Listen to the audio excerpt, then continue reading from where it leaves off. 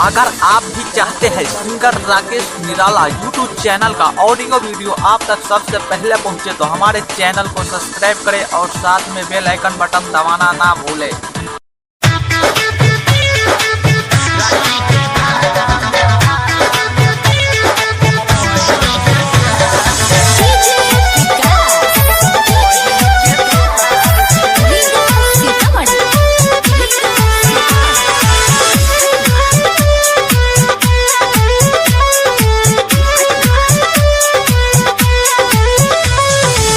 दुनिया में सबसे पावन त्योहार छे, दुनिया में सबसे पावन त्योहार छे। राखी के धागा में बहिन के प्यार छे, राखी के धागा में बहिन के प्यार छे। जेकरा नहीं बहिन ओकर जिंदगी अन्हार छे, जेकरा नहीं बहिन ओकर जिंदगी अन्हार छे। राखी के धागा में बहिन के प्यार छे, राखी के धागा में बहिन के प्यार छे हो, राखी के धागा में बहिन के प्यार छे।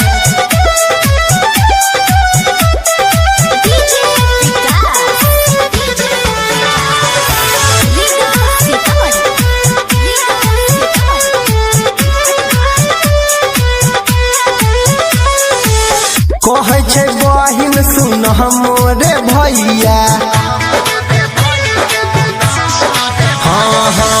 कहे छे बहिन सुन मोरे भैया।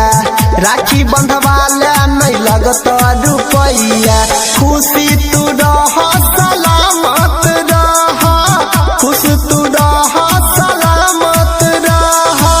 भैया बहिन देख करत पुकार छे हो, राखी के धागा में बहिन के प्यार छे हो, राखी के धागा में बहिन के प्यार छे।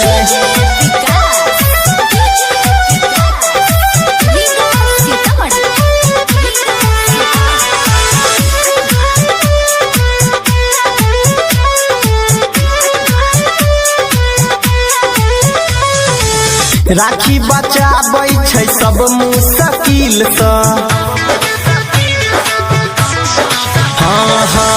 राखी बचाबै छै सब मुश्किल से। कहे छै सनी देख गायक अनिल से, जे नहीं बन्हाबै कलाई में राखी, जे नहीं बन्हाबै कलाई में राखी। सुनो ओकर जिंदगी भैया पूरा बेकार छै हो, राखी के धागा